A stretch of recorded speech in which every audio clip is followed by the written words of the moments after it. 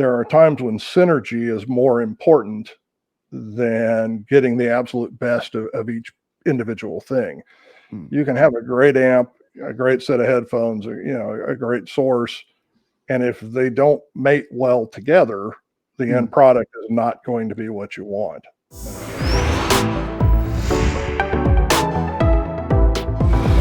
We have our headphone editor in here today, Will Jennings, and we're going to talk about DAPs. So, Will, what can you tell us about DAPs and why we should get one?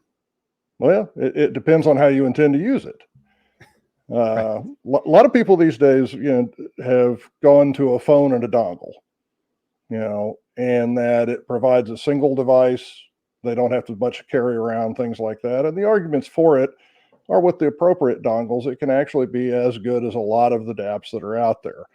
The Q-style M15s, the KNRU6, there are numerous small dongles on the market now that rival a lot of the DAPs. The place where the DAP still has an advantage, really, there are two different categories. The first one is for those of us that use our phone constantly as a phone. And that is that battery life is still limited in those cases. And the DAP allows us to separate the battery for our music listening from the battery for our phone. So if we use a phone for a lot of business work, maybe an advantage to have a DAP purely because it means I'm not running my phone battery down. Right.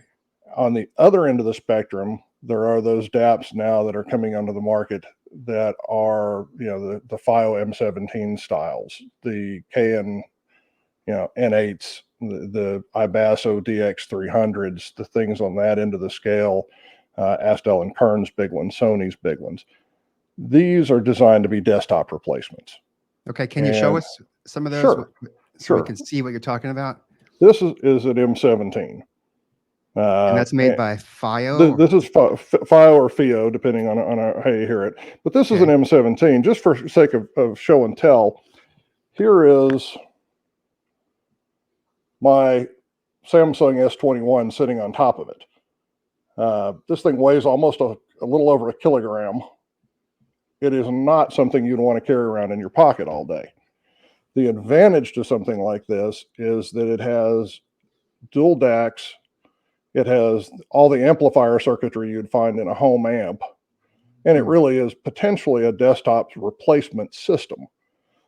Similarly, if you go to a DAC amp style, this is one we've been talking about recently that I know both Lynn and I have looked at. This is the Centrance M8 and ampersand combination. And again, very capable pairing, battery operated if you want it to be, but from the size of it, you can tell this is not a pocket product. Right. So, you have two different categories in play. One is I want something for a battery replacement so I don't have to run down my phone. And the other is I want a desktop replacement where it's easier to take back and forth with me. And those are two very different categories. Right. So these are portable listening that's better quality than your phone. Would you describe it that way? Absolutely. When you get to the top end where you're looking at things, like I said, like the ampersand and the cord and the DAC amps, like the FiO or FiO M17s, the KN-N8s, you're looking at products that replace what you would do with an in-home system. And the advantage, obviously, is that you're doing it on a scale where it does fit in a pocket, maybe not comfortably, but it does work when you're on the go. It does fit in a pocket, and it's much more easily transportable than something like one of the ones I've got sitting behind me here, as far as taking it back and forth to the office. Or if you travel a good bit, having it available to you in the hotel or wherever you happen to be at the time. So do you get more storage than you would normally get on a phone, or is it about the same? Most DAPs have the addition of both internal storage and a micro SD slot, or two in some cases. As micro SD cards have gotten bigger, the dual slot model has kind of faded. A couple of years ago, there were several of them that had dual slots. Now that's kind of dropped out as you have terabyte memory cards.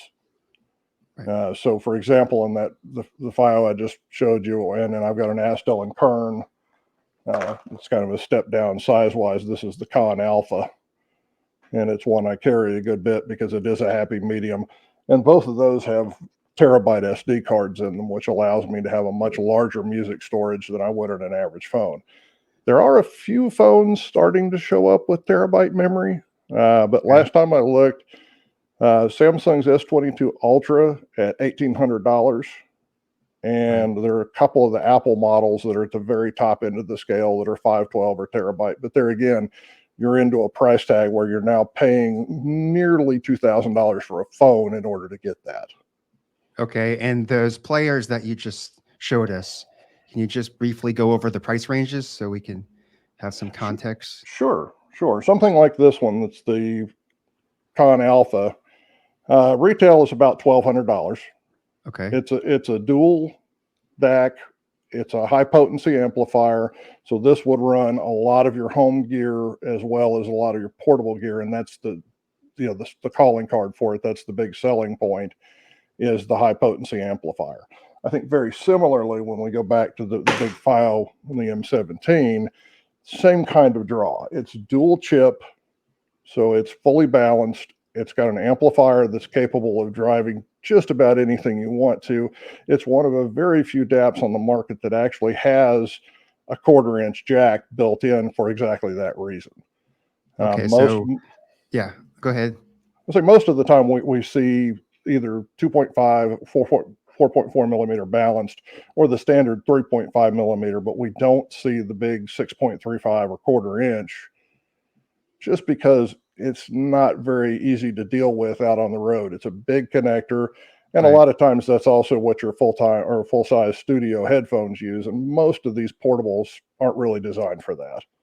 Right. So you get more connectivity options, but does that really matter to the consumer? Like, are they all going to sound the same, or are you going to get some advantage over larger size input jacks?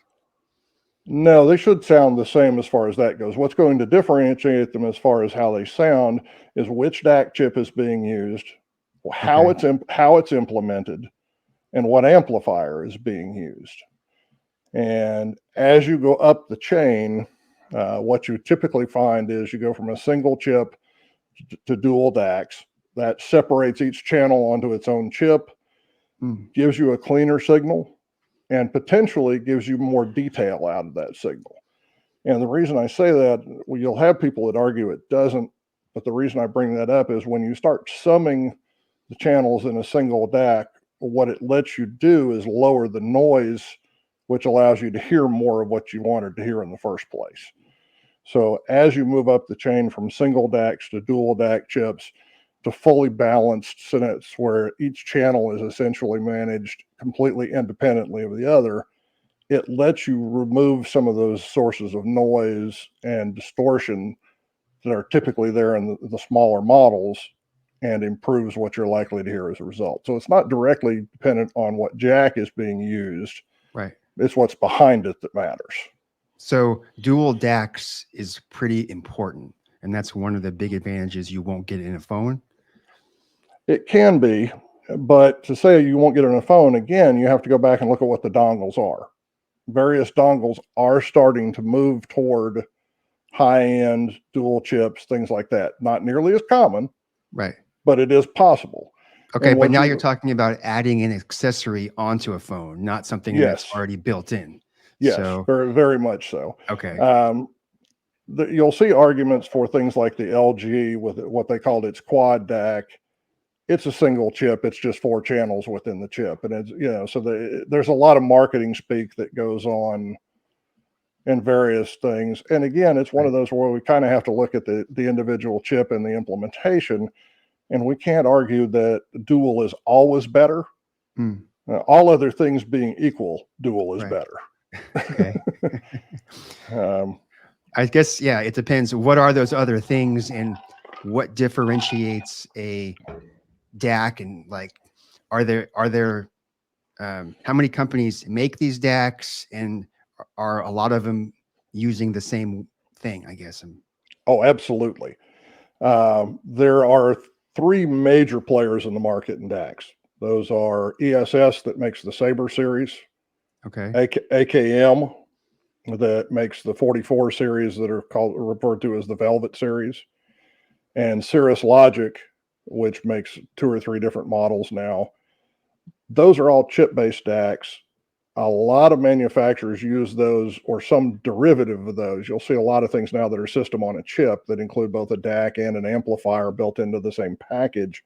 And those are particularly showing up in the dongles because of the space savings.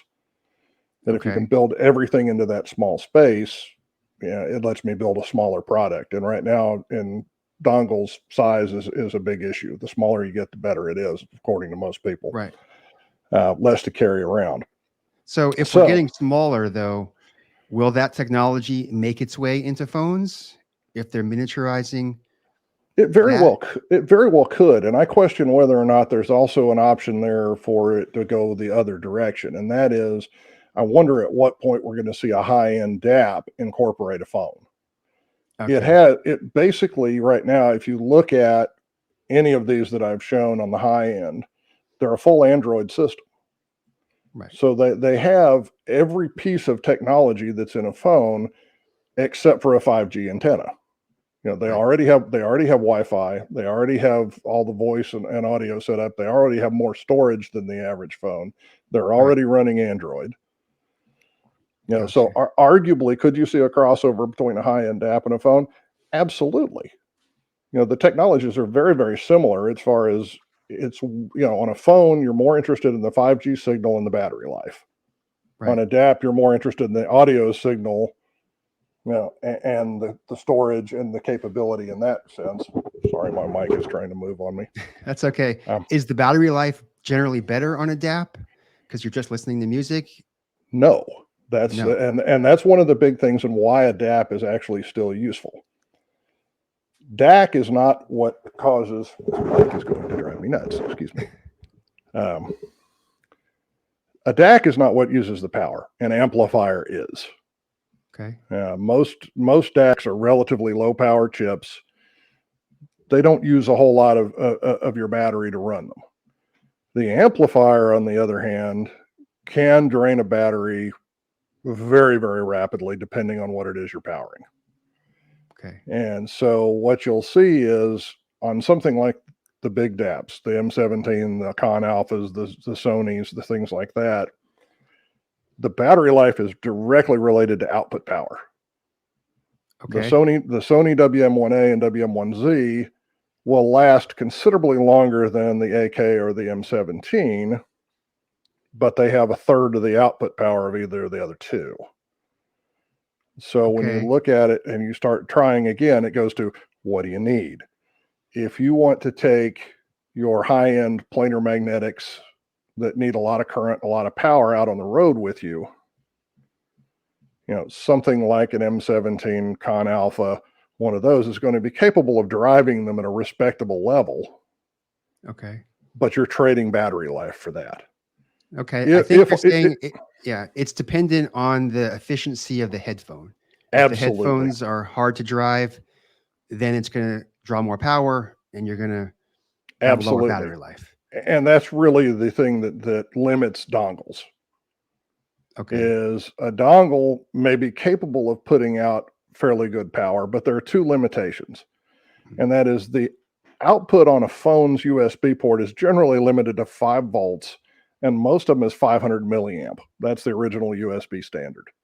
Okay. So if you take that number and you say that's the power you have available to work with, okay, that limits dongles pretty severely compared to what you can do in a different platform. I got you. The other part of it is if you start playing tricks with that and saying, okay, we can put some capacitors in here or things to be able to up the output power comparatively, step up transformers, things like that. One, you're using space. It becomes a bigger dongle. And two, that's still draining that out of the battery on the phone in order to deliver it to that headphone.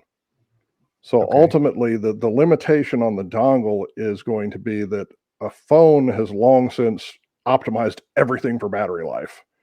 And attaching one of these things to it takes it in the exact opposite direction just immediately.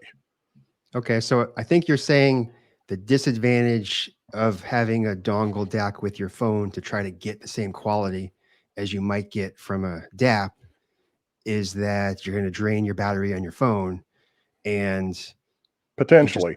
potentially. Yeah, potentially. And you're also limited by the phone's, I think you said it was 5 voltage output or what? It's 0.5? USB voltage. It's 5 volts at 500 milliamps is a USB standard. Okay, so every phone is going to have that standard. You're not going to get more. Can you get more in a DAP? Yes. Yes. How much more? It depends on the design of the DAP, because again, because it's being designed around an amplifier, you may see as much as 18, 24 volts to the amplifier rails, and the batteries being used are very different configurations because of that. I see. So, yeah, it's one of those where if you look at something like the DAPs that we've been covering here, most of them have more battery than the average phone, but don't last as long as the average phone in daily use because of how they use it. We're delivering 18 volts to the amplifier. We're delivering 24 volts to the amplifier instead of 5.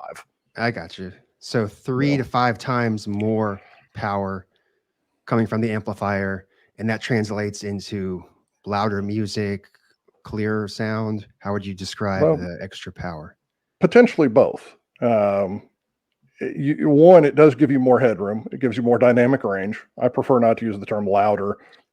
That's not a good target, but it does have more dynamic range. It can push harder to drive headphones better. Right. One of the first places you see lack of power show up is in bass. When you start seeing something that's underpowered, particularly in a dynamic driver, what you see happen first is that bass doesn't have the impact that it normally would. And that's because it takes a certain amount of energy to move that driver. And, with treble and with high-end sound, it's all about how fast you move something. Okay. With low-end sound, it's all about how much you move something. It's how much volume of air can you move. So the minute you start leaning toward the low-end power-wise, you start moving less air, and you hear it. Right. It's a loss of dynamic range, and it's a loss in impact. Gotcha. So now, keep going. As I say, the place the dongle has its place is things like these. Okay, and that's what you're wearing right now. It is. It's one of my personal favorites. But the high efficiency in-ear is where the dongle has an absolute market. Because again, here we have something where it takes millivolts to run. We don't need that big voltage swing that we need with a big headphone. We don't need a lot of current like what we need with a big planar. So when we get into the realm of in-ears, now the dongle is successful. And that's why we see it taking over a lot of the market on DAPs, is that when you look at the way a DAP was being used by a lot of people, it was, I'm going to plug this in, I'm going to listen to it while I ride the train, while I ride the bus, while I commute to work, things like that. And in a lot of cases, an in-ear is a very good companion in that too. It blocks out a lot of outside noise. It's easier to carry around. It fits in a pocket. Right. So there's an argument to be made there. And that's where the dongle has its biggest proponents. Okay, so dongles, low power with in-ear headphones. If you're using that application, then look towards it. Absolutely. And there's still people who are going to look at a DAP or a bigger product in those cases, but the dongle's heyday and its primary market is in that segment. Do you have any dongles nearby that you could show? I do. Okay. This one is the KNRU6. Okay. This, for sake of argument, compared to the phone, if we go back to the same phone, just to give you a size comparison, trying to get it where it's visible. It's fairly small. It's right. So attaching it to a phone, it weighs a little over an ounce. The thing that some people don't like, and I'm kind of one of them that's in that camp, is that this one has the cable to it, where what they've done with this is there's actually a magnetic piece in the back of this case that lets it stick to the back of the phone so that it doesn't flop around. Okay. And that's part of the reason I bring that up is that some of these dongles are better than others at not losing connection as they flop around. That in the minute your USB disconnects, all at once your music just stopped, and it's kind of a nuisance. So there are some modifications out there. There's actually, and I wish I'd said it over here and I didn't. There's a little U-shaped USB to USB that allows you to plug it in the phone, basically stick the dongle to the back of the phone and leave it. And that way you don't have that flexibility and the flopping around and things like that. I got you. So it's like a clip on the phone. Right. And for those, just real quickly, the dongle DAC is generally one USB cable into the phone with the headphone jack on the other side that plugs into your headphones. This is the Q-Style M15. So there's your 3.5 jack and a 4.4. So if you have either single-ended or balanced, this one's got kind of a neat clear panel in the front so you can see all the innards. And then on the back end here, you have the USB Type-C port that's pretty ubiquitous these days. There are still a few out there that are micro, but most all of them have gone over to USB Type-C. Now, to that point, though, just to compare, you were talking about USB on one end and jack on the other. Yeah. This is the Q-Style M12. That's the little brother to the one I just showed. Okay. This one has has a 3.5 port on one end, has the USB-C. That one looks like a other. USB drive or something. It does. Like and it is that size. It's about the same size as a thumb drive. There they are in comparison. So there are 2 or 3 on the market that are this size. There's a Hibby, there's the Q-Style. There's several that come in slightly larger. This one is the X Duo length balanced. So this one's, and it's kind of a step between the two, if we can see here. Slightly bigger than the 12, slightly smaller than the 15. About the size of a pack of Wrigley's gum. Right. You know, if you're familiar with the old days and Wrigley's, they're about the same size as that. So all of these have the advantage of they fit in your pocket a whole lot better than a lot of the DACs or the DAPs. But they all have the disadvantage of if that cable shifts around and that sort of thing, it potentially loses signal in the middle of doing things. So some are a little better than others as far as how sturdy the cables are, things like that. A lot of it depends on the end of the connector on the phone too, though.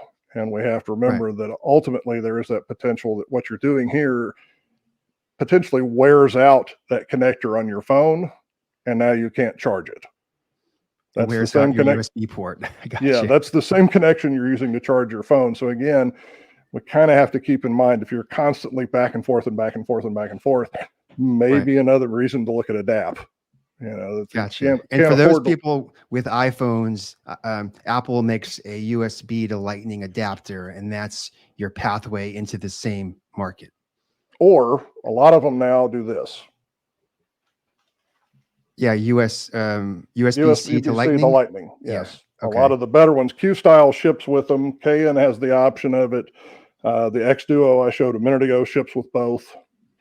So a lot of them have now gotten to the point where you don't need that camera kit, and that's a big plus on those models because the camera kit is bulky and it's not real conducive to carrying it around. Right. I'm curious, have you tested these dongles between iPhone and Android? Always do. Any of the reviews you see. Right. Do they normalize, or is there a difference? Like the Samsung's generally better or Apple's generally better using the same dongle?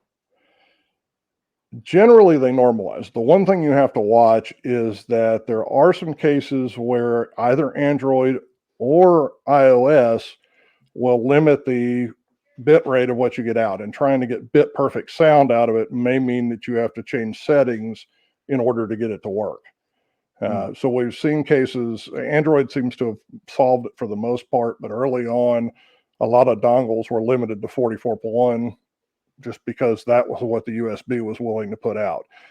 We've seen some issues lately with looking at title output and things like that on Apple, where something in the phone is actually limiting it, preventing it from being bit perfect. So perfect world, They should be exactly alike. Real world, other things sometimes come into play. Right. So that's software in the phone, or is it chips in the phone that's not? Most times it's software. It's typically has been solvable, which tells us it's not a hardware issue. Okay. But it is one of those. For example, one of the things on Android is that USB Audio Player Pro has been a sort of the darling of the audiophile industry for a long time, and one of the reasons for that is it bypasses all of Android's built-in audio functionality. So anything in the Android that would limit what you're putting out to that DAC amp or to the DAP or to whatever else is essentially removed from the argument. So it is software based usually. And does Apple have that option to bypass everything in the phone? Or I guess I'm confused. What's being bypassed and what is be the difference of it? Well, Apple's a closed environment. So the short answer is it's not as easy to bypass an Apple. Android, with it being an open environment where anybody can write for it, that sort of thing, is a little bit more flexible in that respect. But what you see is that, of course, since a phone has to have some audio components, we do expect to be able to hear a conversation, things like that. There's an audio system built into a phone, but it's designed for voice audio and what you hear during a conversation, which arguably doesn't have to be nearly as good as what we want out of our audio system if we're listening to music. So the bypassing of the internal DACs, internal system settings, things like that, internal amplifiers, gives us the ability to get a lower noise, better quality signal to the dongle or to the DAC amp to begin with, rather than having it run through that system and then into the dongle or whatever we're doing where it has that limitation. I got you. And is this part of the reason why Apple and other other phone manufacturers have removed the headphone jack and just had audio go out? Is that? No. Actually, the removal of the headphone jack had nothing to do with audio. Just had to do with space savings? No, it wasn't even space savings. It was waterproofing the phone. Oh. The 3.5 millimeter jack, if you actually take one apart and you look at it, is a straight tube with a hole at the back end. Okay. So effectively, it was a straw that led directly into the inside of the phone. So what you saw was the minute phones started advertising were waterproof or water resistant, things like that, that had to go. So the 3.5 millimeter jack went not because of anything to do with the audio system. It went because that was causing a problem for how water gets into a phone. Okay.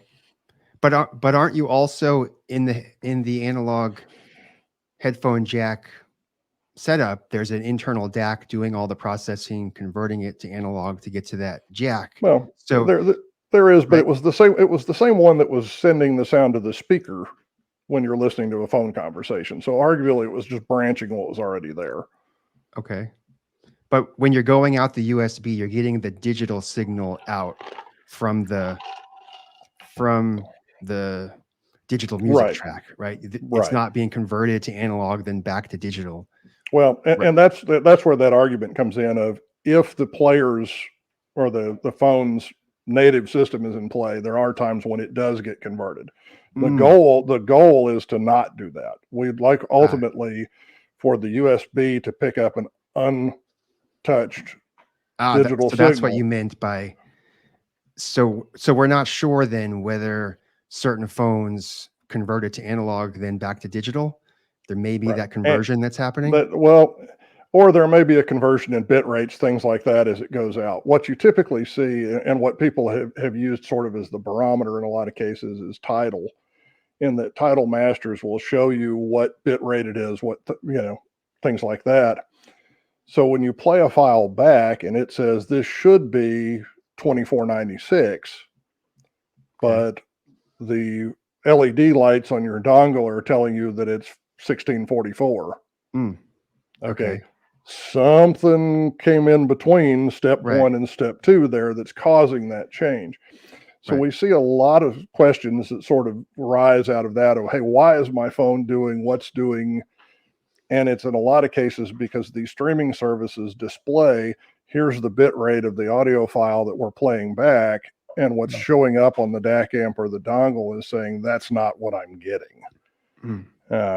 So that's why, like I said, USB Audio Player Pro in the Android market has been really popular because it does a good job of bypassing anything in the system that would do that and getting bit perfect output to the actual dongle or the DAC amp to perform. So I think you're saying that by bypassing, you mean bypassing any analog conversion or digital down conversion that the phone might be doing or could be doing. And that sometimes in the software settings, I know on the iPhone, if you don't actually click the high res option in your phone settings, it'll automatically Downgrade default it to a lower bit rate. That's exactly what it is bypassing anything in the phone that would alter the signal before it gets to the USB port. Okay. Okay. So are the consumers still confused by these options, or I think so. Yeah. I think so. And I think there are differences in consumer that make a big difference in what you're going to look for.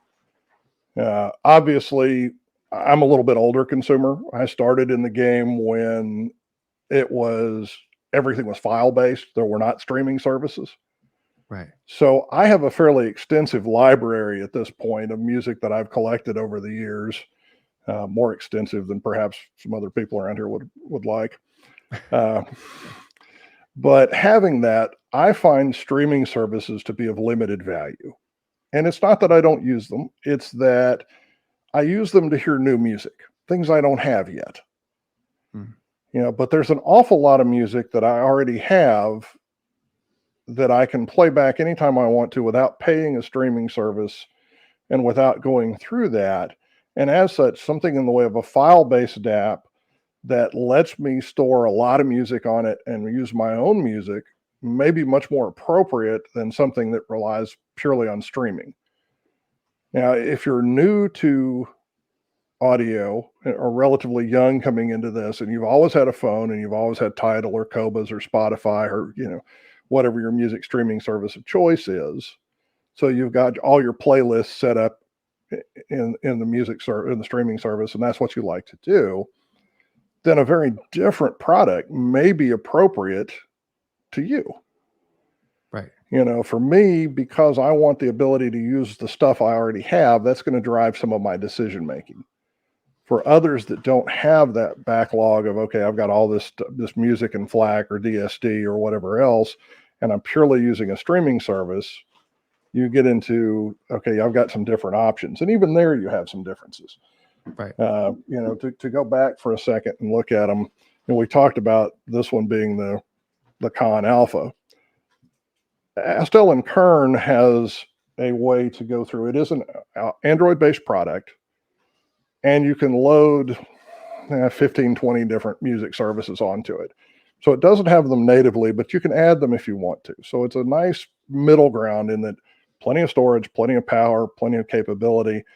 Right. And I can add any of the music services I want within reason. I do have to wait for Astel and Kern to certify them, whereas some of the pure Androids, you can pretty well load whatever you want, like the M17. Right. But it gives me some middle ground. When you go to the smaller players, this is a little Hibby R3 that's out. This one has the ability to do Tidal and Qobuz, but that's it. So if you're married to Tidal, something like this may work fine. If you're a Spotify user, this is not going to help. So it really depends on what how do you intend to use it? What is your interest? Do you have a file library? Are you married to one streaming service? Are you trying out various streaming services where you want the ability to pull one off and put another one on? Right. These things are going to come into play as you look at what makes the most sense for me. It seems like you're saying if you mainly stream from one music service, then the Dongle DAC might be your best option to improve the fidelity. Again, within the limits of what headphone you want to use. Right. Yes. Right. Right. If you're using a headphone or an earphone with a modest impedance and sensitivity, excuse me. So what would be a modest impedance for people that don't know how to check this? What are they looking at? I would say most of your dongles, you want to limit impedance to 150 ohms or below. That as you get above 150 ohm, you're getting into harder to drive. The other things you have to watch are sensitivities, and sensitivity is probably more important than the absolute impedance here. As sensitivity drops, you're getting into harder and harder and harder to drive things very quickly. So something with a little bit higher impedance but a very high sensitivity may not make a bit of difference to a dongle. Okay. You know, it may look at it and say, okay, if this has 110 and this has 112 sensitivity, it's going to drive both of them fine. If, on the other hand, you have something that has 110 sensitivity and something that has a 90, the 90 is going to be harder to drive, and you're going to notice a difference, at least in battery life. Right. And I think we should have clarified that these are all wired connections. These are not, we're not talking about wireless right now. Everything is wired, cable from headphone into the dongle DAC into your phone. This is assuming you're plugging something into a dongle or a DAP. Yes. Right. When you get to Bluetooth and TWS, we'll do another segment on that. That's a whole other argument. But yes, this is all looking at wired. And one of the examples that's a really good one here for your sensitivity is that classic headphone on the market, been around forever in some form, the Fostex T50RP series. Okay. Those have an impedance of 50, 54 ohms, somewhere in there, depending on the model. They have the sensitivity of a brick. Okay. This is a terrible headphone to try and drive from most dongles because of that low sensitivity. It needs a lot of power to run. Right. It's going to drain the battery on a phone fairly rapidly as a result of it. And that's an example of what I was talking about with sensitivity having more of an impact than impedance. In this case, if you look purely at impedance, okay, it looks pretty good. It's 50, it's below that 150 mark, so it ought to be okay. However, when you look at sensitivity and it's down in the 90s and it's in the low 90s at that, you know, this is not a good choice. You know, the 110 sensitivity is probably what you want to look at as far as your dongle being a good fit. Is if sensitivity is 100 and up, it's likely to work pretty well. As you go down below that, may still work, but your battery's not going to like you. Right. I think you're talking about over-ear headphones now, right? With the Fostex. That's an over-ear, yes. But there are still some on-ear or in-ears that have lower sensitivities that have to be watched. Planar in-ears are starting to show up. And those generally are the ones that fit in that category of it doesn't have a high impedance, but it needs a lot of current to run it. And those are the things where, again, that's going to show up as a difference in sensitivity, and it may not be a great fit for some dongles because of that. What about some of the more popular wired headphones like the Sennheiser 660, or what are some of the, would those still be portable? Borderline. Borderline. The Sennheiser 6X, 650, 600, those are 300 ohm. They're fairly high sensitivity. They'll work, but they're going to drain your battery a little faster. So they're borderline on the impedance. They're kind of pushing into that territory where we know they're a little harder to drive. So they're going to drain the battery a little more than maybe you'd like, but they'll still work. When you get into the real high impedance, like the 600 ohm Bayers, no. These are not a good choice for dongles. Matter of fact, I've had a few dongles in testing that actually cut out because it registers that the impedance is over 600. Or in the worst case scenario, there is one, and I'll let them remain nameless because I'm hoping they fix this, that actually if it sees an impedance over 600 ohms says, oh, this is a line out and I should just set this to full volume. Wow. This is not what you want to have on your head when it does it. And some of the big AKGs, the old 240s that are rated at 600 are actually over 600. They'll trip it. So what are the headphone recommendations that you would recommend for use with a dongle DAC on the over-ear? I think the 580 is a good place to start when you're talking about the HD series, the 580 or 58X. They're slightly lower impedance, slightly higher sensitivity. They're a little easier to drive, so that's a good choice. Problem being for people who travel is they're also an open back. Mm, okay. So may not be real bus or plane friendly. Things like the Campfire Cascade and a closed back. Low impedance, high sensitivity works great off a dongle. So yeah, there are plenty of them out there. It depends again on what do you intend to use it for. So do you need a closed back? Do you need an open back? Do you want an Right. on ear or an over ear? So again, I think there's a whole discussion to be had around, what do you intend to do with it, rather than just say this is what you recommend to go with a dongle, because there's still that, Right. what else piece of the puzzle that goes into it. Right. It gets somewhat more complicated than it should be. You can't just buy any headphone or any in-ear, any dongle DAC with any phone, and they're not necessarily all going to work. So there's No, and that brings up a really good point that I think people have been missing for years in this, and that is there are times when synergy is more important than getting the absolute best of each individual thing. You can have a great amp, a great set of headphones, or, a great source, and if they don't mate well together, the end product is not going to be what you want. So yeah, there is a real issue there of not everything fits with everything else. They're not Legos, so you kind of have to do a little work on figuring out what has the best match to the other pieces of your system. And that's part of why we see the differences in people saying things about audio is, I really like this. And somebody else comes back and says, man, that was terrible. Well, what'd you plug it into?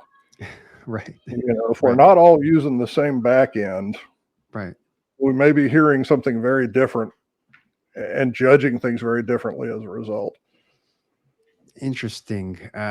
So yeah, we see some of that same issue with your home hi-fi setup where synergy can make a difference, but I didn't realize headphone synergy is just as important in getting the best sounds. Very, very much so. Very much so. It's a matter of, there are some headphones that need additional power. There are some headphones that react badly to additional power. A lot of these you'll see in my reviews particularly, and I know several other people. I know Lynn that works with us that reviews as well tends to say the same thing, and that is you'll see reviews where we say these are really good at average listening volume. These are not the headphone to crank up, because what happens is as you add power to this, you add noise, you add distortion, and pretty soon it falls apart. Most amps are that way, to be honest. When you look at whether it's a 2-channel amplifier, whether it's a headphone amplifier, things like that, typically you don't want to use the last 10% of the volume knob, because now you're into a territory where as you start turning the volume up, you're adding more noise and distortion than you are anything else.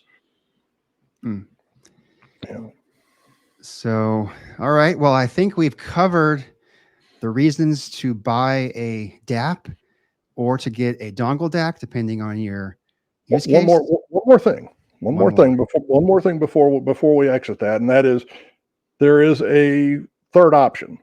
These Chord Mojo 2. The Chord Mojo 2, or this is the iFi X DSD. Okay. Or here we have the new X Duo Poke 2. Okay. These are DAC amps. Okay. These are a split the difference. These say I'm going to use the phone for the Android and the source components. So in that regard, they're very similar to a dongle. But I'm going to have an internal battery that allows me to run independent of the phone as far as the battery life of the product goes. So when we look at something like this, size-wise, they're bigger than a dongle, smaller than a DAP.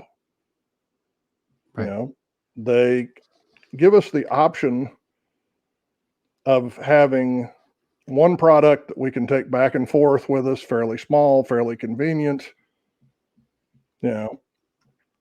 and use for home use, use for office use, things like that. They offer different features. It's kind of interesting. The Mojo 2 now has tunability, where they've gone to that lossless DSP system, which is pretty cool. I hope to see it branch out and do more. I'd love to see it give us more of a parametric style EQ instead of the 3 or 4 bands that it has now. But it's a start. I like that. That's a plus. iFi, the XDSD, this guy has offered a better bass boost, in my opinion, than 90% of the market, in that it doesn't try to do too much. So if you like something that where you can press a button and get a little more oomph out of the low end, which a lot of our bass head friends seem to do, maybe a good option. This one I think is kind of funny in that, the name, the graphics, things like that might lead you to think it's a little bit of a toy. It's actually probably Xduo's highest end DAC amp as far as the product, what's inside it goes. And it's got some neat features in it too, in that it can operate as a power bank. So not only is it not draining your phone, it can charge it. And it has a built-in microphone in this. So unlike a lot of these things where they can't really be used as a pass-through on the phone, this one can. So most of your dongles don't support a mic, so you're still using the phone as a mic. So if you have headphones in, you still have to hold the phone up to your face in order to have a conversation if somebody does call. So some of these have started incorporating a mic in the DAC amp device to handle that as well. So it's again, feature set dependent, but this kind of gives you a middle ground, and these get pretty small too. This one's one we reviewed recently. That's and here I'll flip it. Yeah, flip it. This is the little DH80S high dis, and you can see size wise. Here's our K&RU6 for comparison's sake. Okay. So not a whole lot bigger than a dongle, but this one actually has an 8-hour battery life on its own. So something that's nearly the size of a dongle can give you all the feature set of a dongle with its own battery, with its own battery life. And for going up a size or two, you can actually get one that'll actually charge your phone. So there is that middle ground market, and right now it seems to be kind of the one that's getting ignored. A couple of years ago, when the iFi DSD came out, it was hugely popular. It was probably their best-selling item at the time. And as the dongles have kind of encroached on that, we've seen that middle ground market sort of settle and suffer as a result. We've seen DAPs largely split into 2 camps. You have a few that are on the low end. Generally, they're not full Android. They limit which streamers you can run, things like that, but they're low priced. And then we see the very high end where it can do a lot more than what a phone can in the way of the amplifier circuits and the additional work and things that goes into building that product on the high end. But the middle ground is just gone. The middle ground in the DAP market went to dongles and phones because essentially you're buying a phone. When you look at what all has to go into it, like I said, the DAP, if it's a full Android, you still want a high-speed processor, you still want enough RAM, you still want the ability to load applications on it, which means you have to have Wi-Fi. Arguably, there are places where people are talking about, can we get one with 5G so we can stream without having Wi-Fi?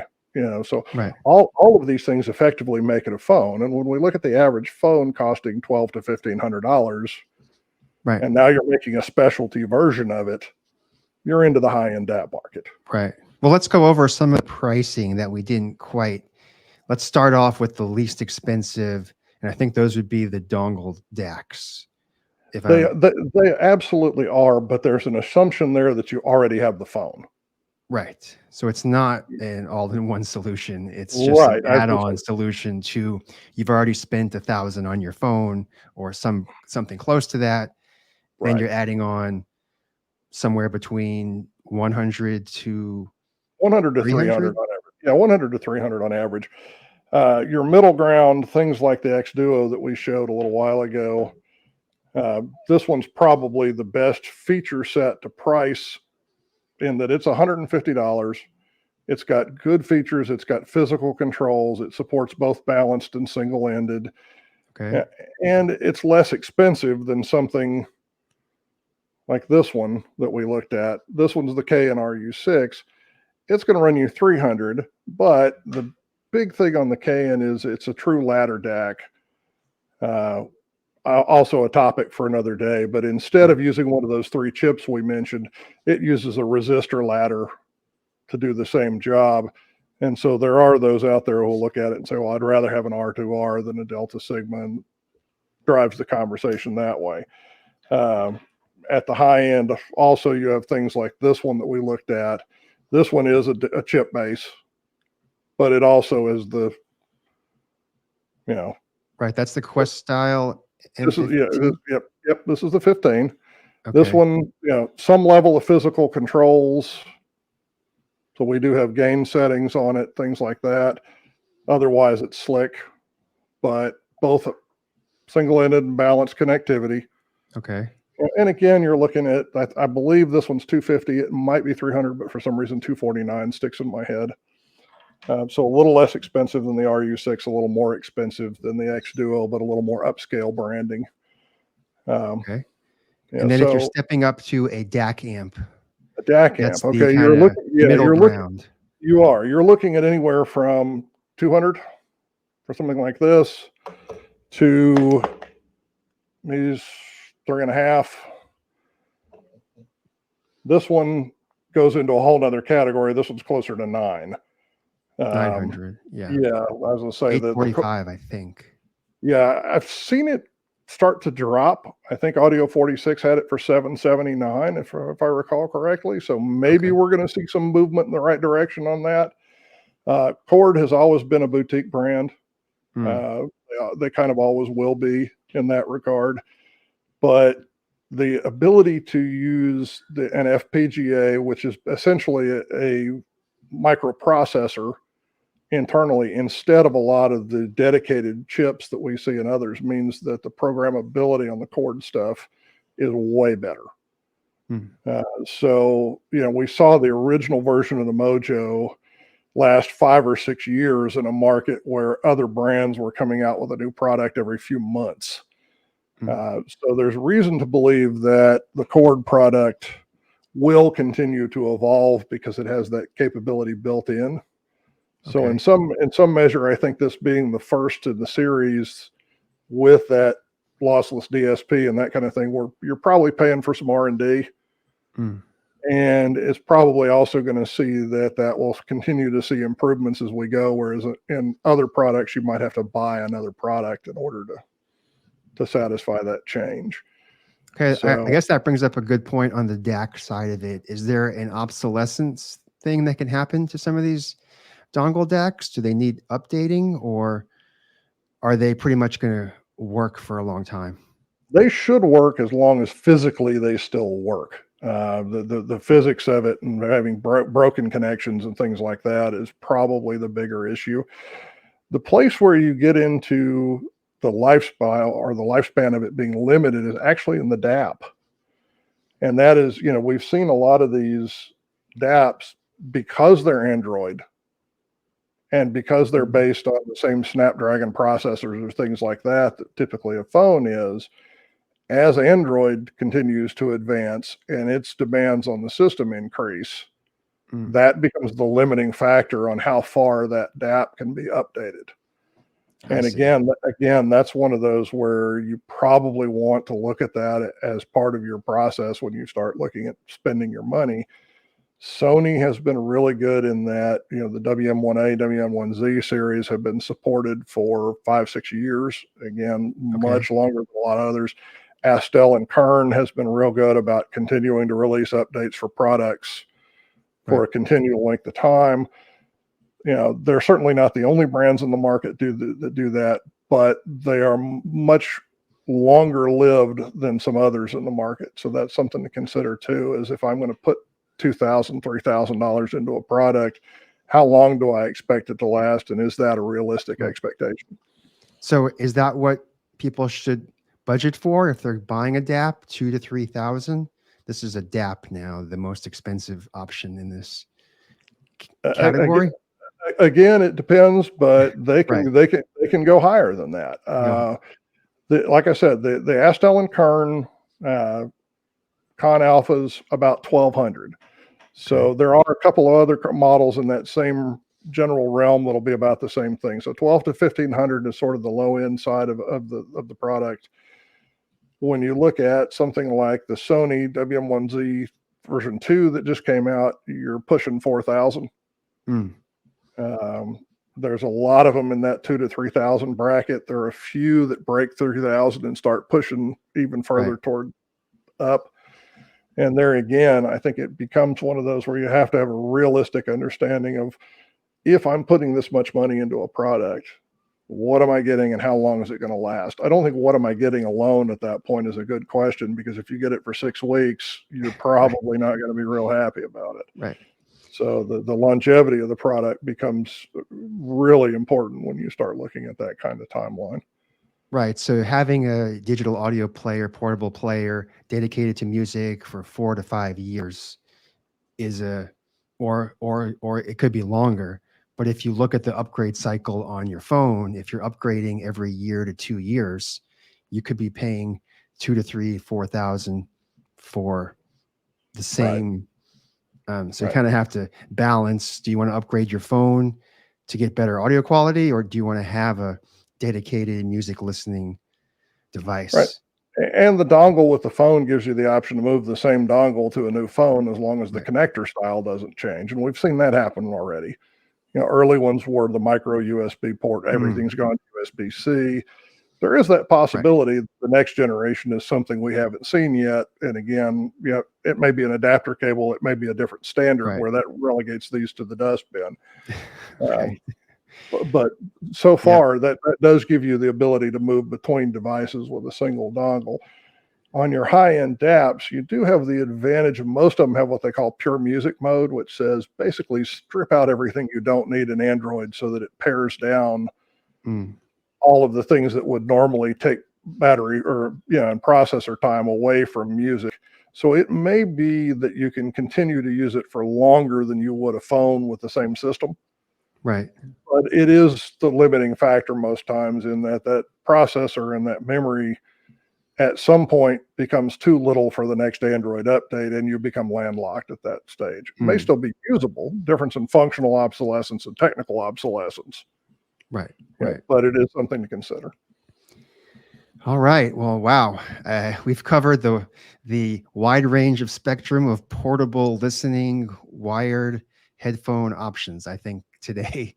If you're in the market for any way to improve your portable audio experience, I think we've covered it. Do you have any last comments that we haven't added? Well, I'll give a quick shout out to my Ultimate Ears friends. You mentioned earlier that I was wearing them today. They have come out with the 311 band faceplates. So if you're a big fan of 311, they have some new faceplates in the market, and I really like this switch. This is the 6 sets that I have for the various faceplates on these. The idea that you can go through and change faceplates according to your mood or what you're doing or things like that. Kind of handy. It's also kind of nice to be able to put on the ones with the skull and crossbones during the week and change it out to something else if you're going to play in the worship team on Sunday. So for those of you that are looking for a custom in-ear, highly recommend these guys. All right. Well, thank you, Will Jennings, headphone editor for eCoustics.com.